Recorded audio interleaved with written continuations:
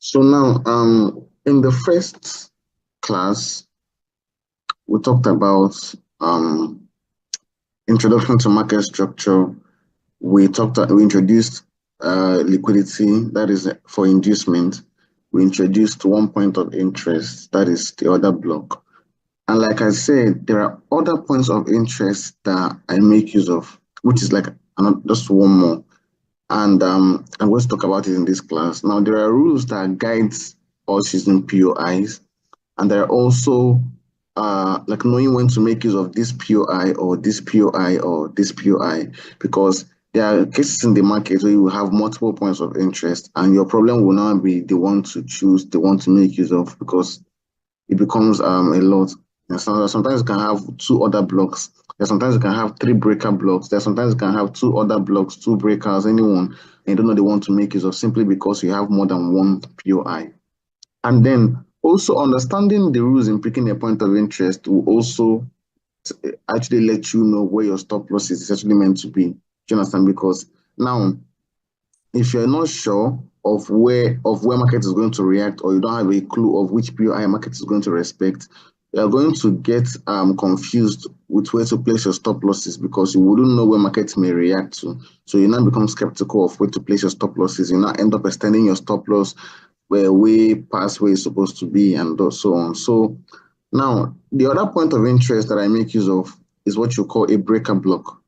Now, a breaker block is basically a failed order block, or a failed zone. Basically, it's just like when you have your support and your resistance, then price comes to the resistance, and instead of selling from the resistance, price break past the resistance. That resistance level automatically becomes a zone that market will retest to and then continue buying to the upside. So something as an order block. So an order block that market fails to hold from, it was what a breaker block is. So let's say, for example, like this is an order block here, for example. This is an order block, a bearish order block. And normally the scenario is for market to come here and normally sell from the what? A bearish order block. Now, when market buyer, let's say, for example, sometimes when market bias is changing and market is no longer bearish, it simply means that this order block is probably not going to hold. So when market comes to this order block here, and then instead of selling from here, it breaks past this order block, then this other block automatically becomes what you call a breaker block. And then what you expect market to do is what, to retest that breaker block and use it for a buy instead. That is what a breaker block is, an order block that failed to hold. So it's basically simple. So it can also be, and in this case, market does not have to engulf the candle. It can be this, it can be this right here is an order block. So when price comes in, and then instead of buying from here, and price actually like fails to buy from here, do you understand, and breaks this zone, eventually, if market gives you inducement, later price can come to this breaker and then use it for what? A sell instead. I think that's currently what gold is doing now. It is respecting this breaker block for a sell. That's why markets made this retracement to the downside that it just did. Do you understand? So a breaker block is a what? A failed order block. Now there are rules in picking a point of interest that will let you know whether to buy, sell or buy from a breaker, or whether to sell or buy from an order block. Are you guys following me, or can you hear me properly?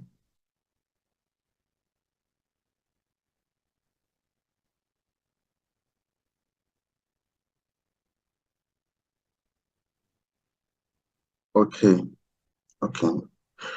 So that's what a breaker block is. So in a situation where markets is doing something like this, for example, higher highs, higher lows, here is basically where your order block zone is going to be.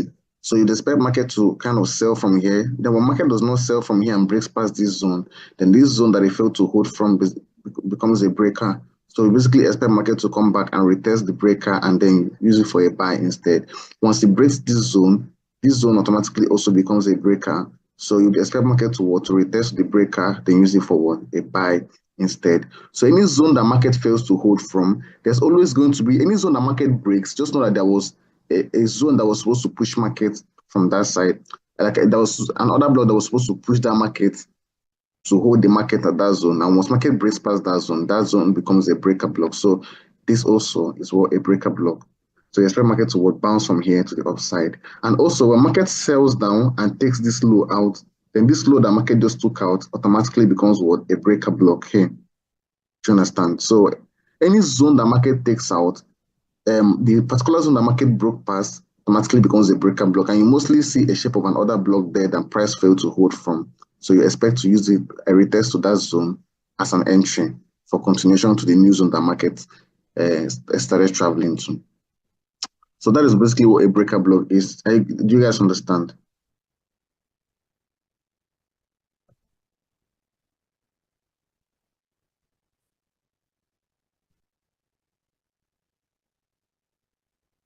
Okay, so for every zone where you find an order block, you always find a breaker block there. So in this zone, for example, this particular zone that caused the market to push the upside is probably where your order block is going to be. Then the zone that market broke past is where your breaker block is going to take. Then down here also, the one that caused the move to happen, order block, the zone that market broke past, breaker block. And if for this scenario that market sold, this zone that caused the market to sell down, order block, this zone that market just broke, breaker block. So that's just how it is. Order block up here, breaker block down here. This zone that market broke. Order block up here, breaker block down here. So that's just how it is. Order block down here, breaker block up here. The zone that market just took out. So that's just it. So now you can have multiple POIs existing in one particular setup. Do you understand? You can have multiple points of interest existing in one particular setup. But the thing is, knowing the one to pick and knowing the one to make use of, that is where the rules in picking a proper point of interest actually comes in play. So what are the rules in picking a proper point of interest? There are 4 rules that I make use of. Pay attention to this particular topic. Is brief, but at the same time, it's also very, very, very important. Do you understand? So there are 4 rules in picking a proper point of interest. 4 rules to making sure that the POI you picked is correct and you're not making a mistake.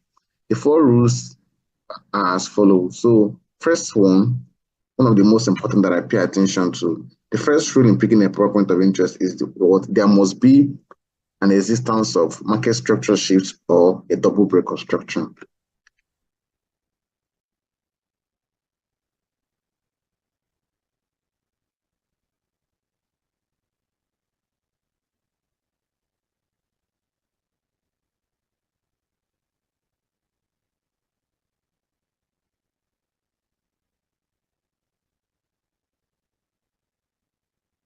So that is the first rule.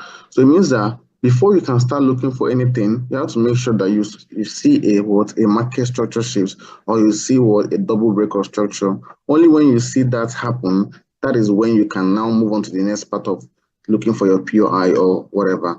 So first of all, let's do for a market structure shift scenario. So if you have a downtrend and market is trending, making lower highs, then lower lows, lower highs, then lower lows, lower highs, then lower lows, lower highs, then lower lows. Everything is pretty normal until market does something like this, takes out the last high.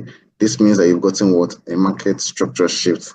Now, what you have to do is once that candle that causes that market structure shift closes, you have to now look below it to find the POI or above it. So now, when market did this market structure, this is where the candle closed and stopped. So it means that I have to look below to find my possible points of interest. So if I look below, I can see what a breaker block here, and I can also see an order block here. So I have what 2 points of interest. It's same as actually as this scenario: lower highs, lower lows, lower highs, lower lows, lower highs, lower lows. The market came eventually and then made a market structure shift and then closed here.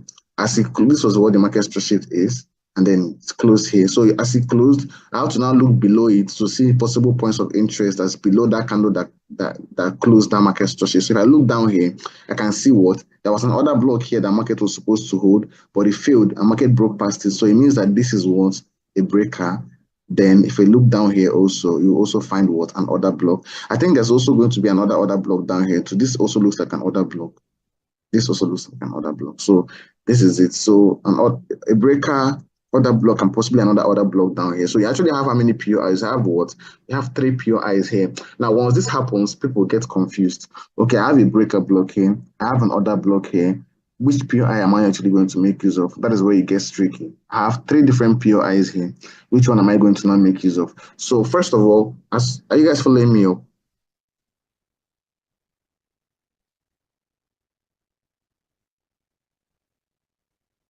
Did you hear what I said?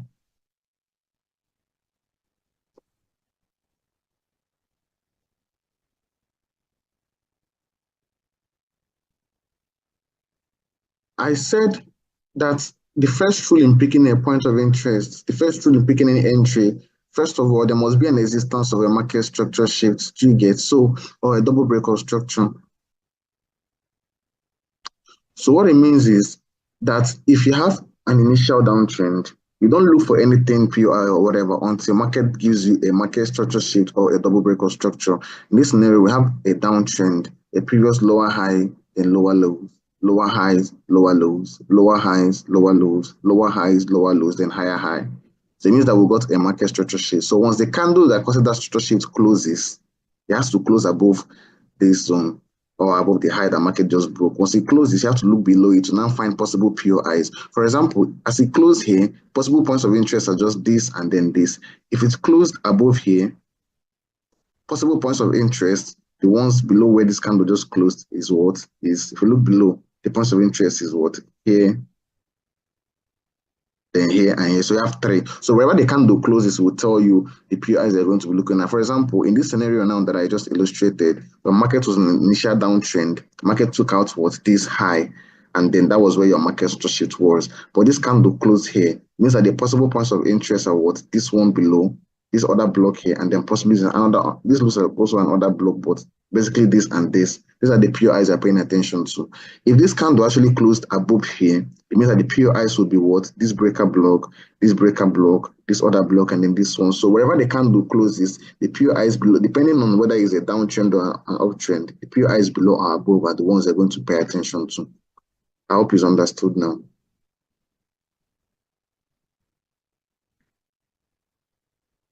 Hang on, I'm coming. I'll give you a sell scenario. Which one is no? I can't explain it any other way again. Maybe probably try watching the recording, but I've explained it twice already. I don't know how else I can explain it. For a sell scenario, okay, the GJ that, okay, sorry, yeah, the gold sell that I took then also has a sell scenario. We have an uptrend here. So we get an uptrend, higher highs, higher lows, higher highs, higher lows. The whole thing continued until after this last higher low, market made a higher high. Then instead of making another higher low here to push up, it took out this last low. So this is what you call a market structure shift to the downside. Once this candle closed, you have to pay attention to the upside to find possible points of interest. So if you look to this upside, this is another block that market failed to hold from. So this is what a breaker block. And up here is also what another block here. So you have two possible points of interest. I don't know if you guys understand what I mean. Once market does a structure shift, whether to the upside or to the downside, and the candle closes, if it's, you just have to pay attention to the points of interest before that candle. As this closed here, you have to now look to the upside, but this is where it closed. So once this candle that caused that structure shift to happen closes, now look to the upside, you'll find points of interest there. So for here is a breaker and an order block. I don't know if you guys are following what I'm saying.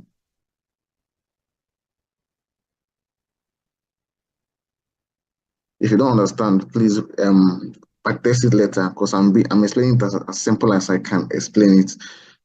If this is an uptrend, higher highs, higher lows, higher highs, higher lows, higher highs, higher lows, higher highs, lower low. Once it closes here, we look above to see points of interest, and this what? This breaker and then this other block up here. If the structure shifts happen towards to go a bit lower like this, if you look above, the points of interest is what? This breaker, then this breaker, and then this other block. So it's now three. So the more zones get broken, the more your eyes will show. I don't know how else to explain it to you guys. Oh, okay. So now that is the first rule. You make sure that there's what? A double structure shift. You make sure that there's what? A market structure shift or what? A double breakout structure. That is the first rule in picking a point of interest. Now, after that, you now move on to the second rule. So I'm using two scenarios now. This buy scenario that I took here and also the sell scenario on the other side. So now, the first rule, we already gotten it that there must be what? An existence of a market structure shift or a double breakout structure. Now, the second rule says there must be what? There must be an inducement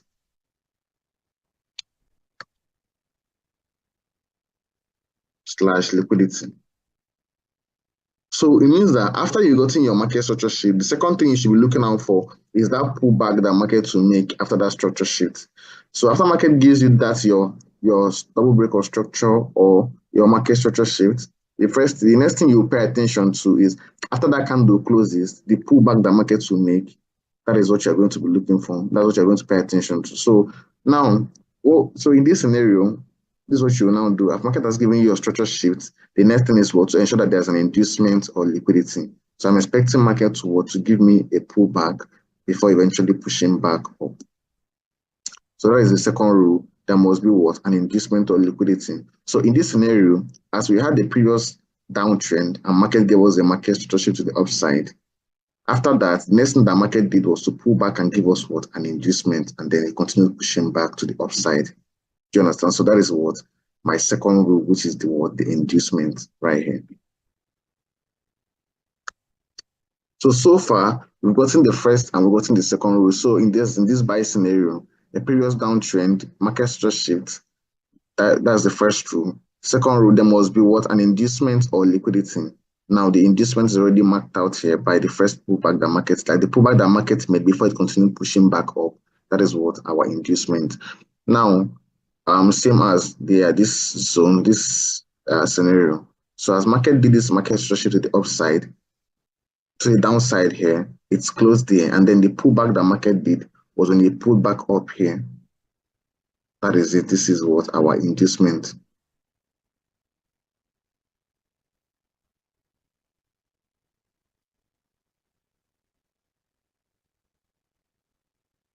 So now, remember, we still have 2 points of interest here. The breaker block here, you can switch time frames if you don't really see it and it's not clear. The breaker block here and the other block up here, do you understand? Then for this zone, we also have what? We also have the breaker block here, and then we also have the other block here.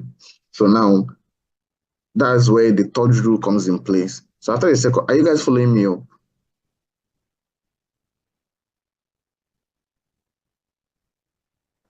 Okay. So now, after the second rule, we now move to the third rule. This class is brief. This topic is brief, but it's very important. Do you understand? So the third rule says, the point of interest you should pick should be unmitigated. So the point of interest needs to be unmitigated. Now, first of all, mitigation means price coming to touch a point of interest after there has been a market structure shift or a break of structure. So what I mean is, if you have, like, for example, let's say this is one point of interest, this is another point of interest, and this is another point of interest, and market all of a sudden does a market structure shift to the upside. If after doing that structure shift and market comes down to, while creating inducement, it does something like this and then pushes up, it means that this point of interest right here, market has mitigated it because it touched the point of interest. Do you understand? So any point of interest that market touches after the structure shift, if market touches any point of interest, then that point of interest has been mitigated. So it's telling you that any point of interest that you want to pick should be unmitigated, the one that market has not yet touched, especially when it's creating inducement. So if you pay attention, the market was on this downtrend and it gave us the structure shift to the upside. While market was pulling down to create inducement, this particular breaker block here, market touched it. So it means that this breaker block has been mitigated. So automatically we have disqualified this breaker block as an entry. So this is disqualified. You understand? So the POI so yes, you have to follow these rules correctly. Anyone that does not follow any POI that does not match any of these rules, you disqualify them. So the first rule says there must be an existence of a market structure shift or a double break of structure. So we got that when we got the structure shifts here to the upside. Second rule, there must be an inducement or liquidity. The pullback here gave us our inducement.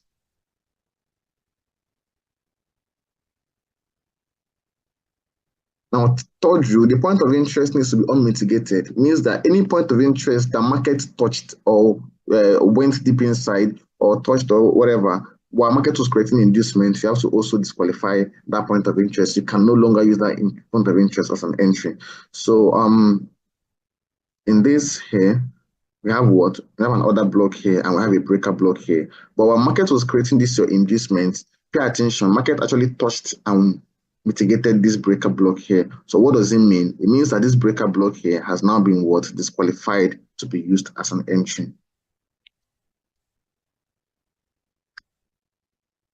Which now leaves only what? It now leaves only what? Only this other block here, and then probably this one down here. We don't really call this another block, but it looks like it's zone. There's also a possible zone. So it now leaves these two zones here.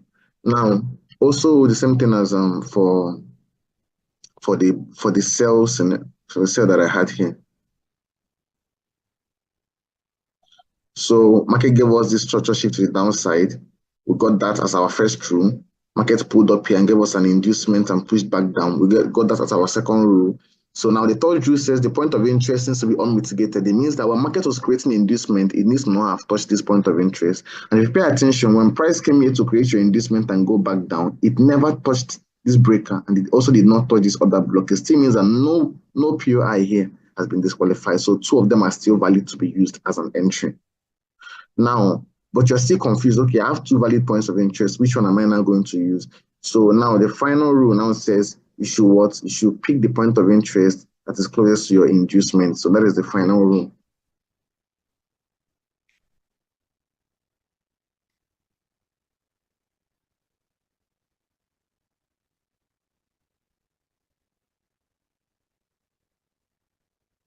So now it means that eventually, when we have how many points of interest remaining here, we have this breaker block here and we have this other block here.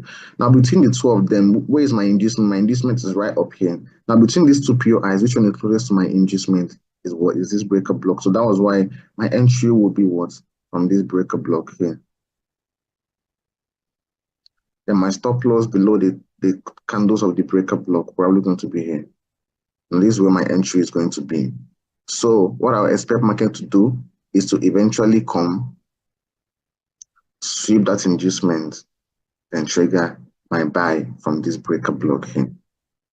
Simply because it's the one that follows all these four rules completely. So that is what I literally did here for this trade. So after market gave me the structure shift, that's rule 1, gave me my inducement, that's rule 2. Thirdly, I got the unmitigated points of interest because the one that market mitigated was this breaker, so I disqualified it. So it's not now left with what this other block and this one down here. So I still have two POIs that I can possibly make my choice from. And then the final rule now says pick the point of interest that is closest to inducement. And between this, because the ones that has now left is this and this, the one closest to where my inducement is what this other block. And that was why my entry for a buy was from this other block here. This was the setup. Simple thing. Price, structure shift, inducement, point of interest that follows all those four rules correctly. This was the before. This was when market hits the POI. And this is the trade currently running in profit now. And there was no drawdown, no single one, just hit the POI and started reversing up immediately. So that is how I was able to even catch this buy that gold is currently on for this week. And then for the sell part, same thing, same rule applied.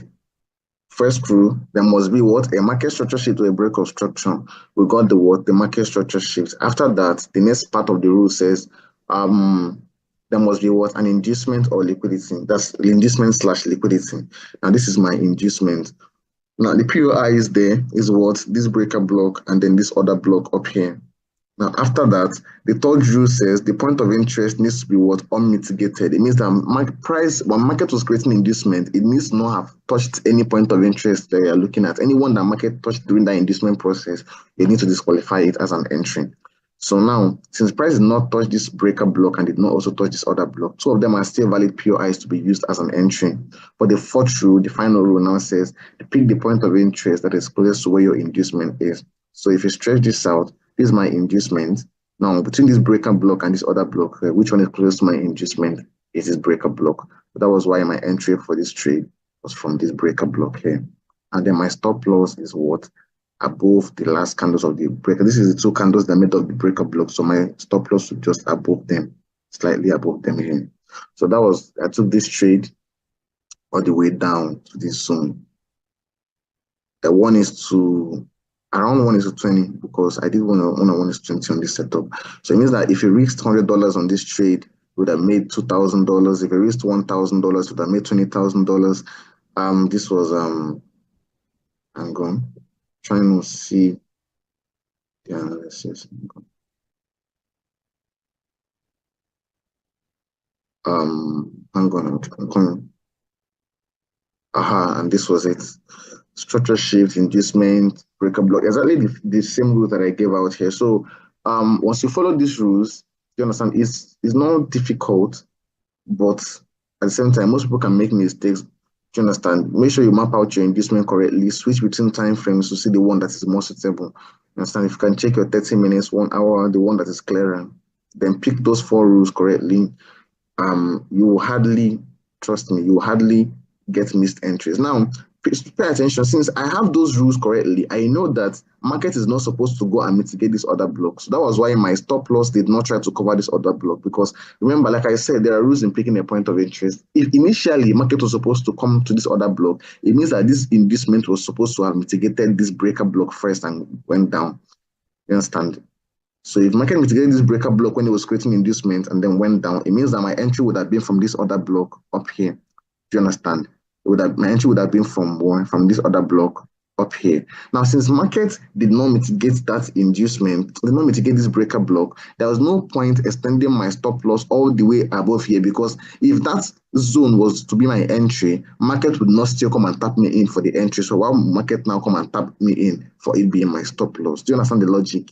If you follow these rules correctly, you will know that, okay, since the market is actually supposed to reverse from here, if I had kept my entry here, this would have been a missed entry. So with that logic, if I keep my stop loss here, it will also miss my stop loss, because market is not supposed to get to that zone if I follow the four rules correctly for picking a proper point of interest. You guys following me up?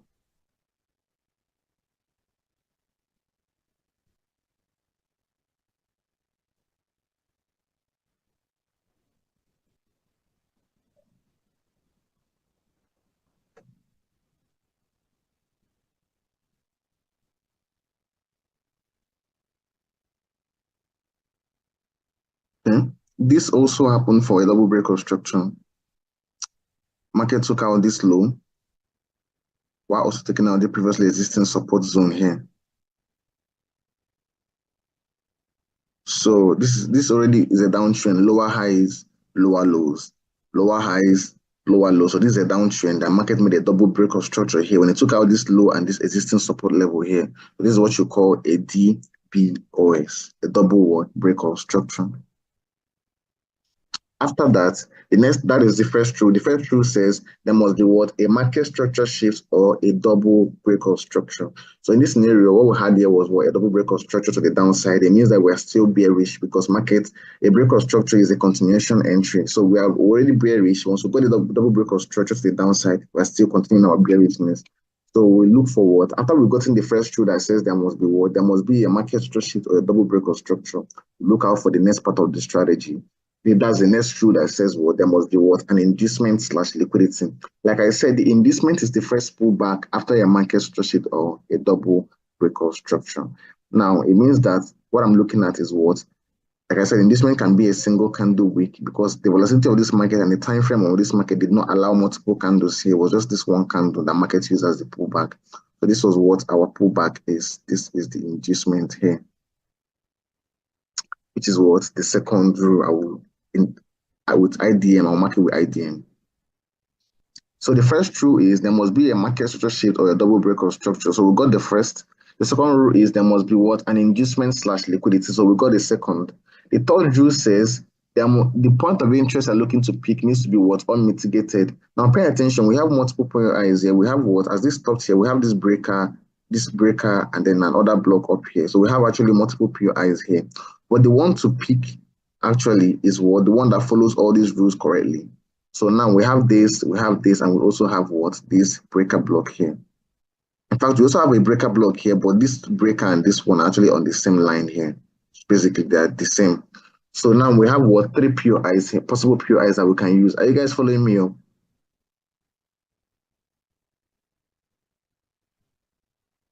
Okay. Okay. So now We've gotten the first rule that says yeah, there must be a market structure shift or a double breakup structure. Second rule that says there must be what? An inducement slash liquidity. The third rule says the point of interest needs to be what? Unmitigated. It means that you need to make sure that any point of interest that you're picking, while market was creating inducement, it did not touch this point of interest. Now, this is where my inducement is. And if you pay attention, there was no point of interest that market mitigated when it was creating the inducement here. This is unmitigated, unmitigated, unmitigated. So you see I have the 3 points of interest. So you're still confused. Which one do I actually pick? Now the final rule says pick the point of interest that is closest to my inducement. So where's my inducement? Right here. So between all these 3 points of interest here, which one is closest to where my inducement is this breaker block here. So that's where my entry for this trade will be from this breaker. And then my stop loss above these are the candles that makes up the breaker block here. This and then this, including this. So I'll keep my stop loss slightly just above here. That's candles of the breaker block here. So that was why when markets came back and saw the inducement, it tapped from this breaker block all the way down here.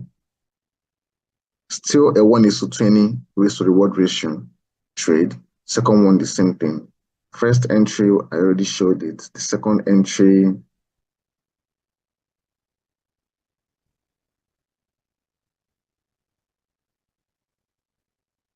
is this breaker block here. I entered later after like market hit the end, but it's the same thing. So this was the same trade. This was the trade right here. So using these rules in picking the point of interest, I was able to maneuver my way around the charts, knowing where to properly place because now imagine if I had no knowledge of these rules, I would be skeptical because I know that there's a POI here and another one here. So probably my stop loss will be all the way up here.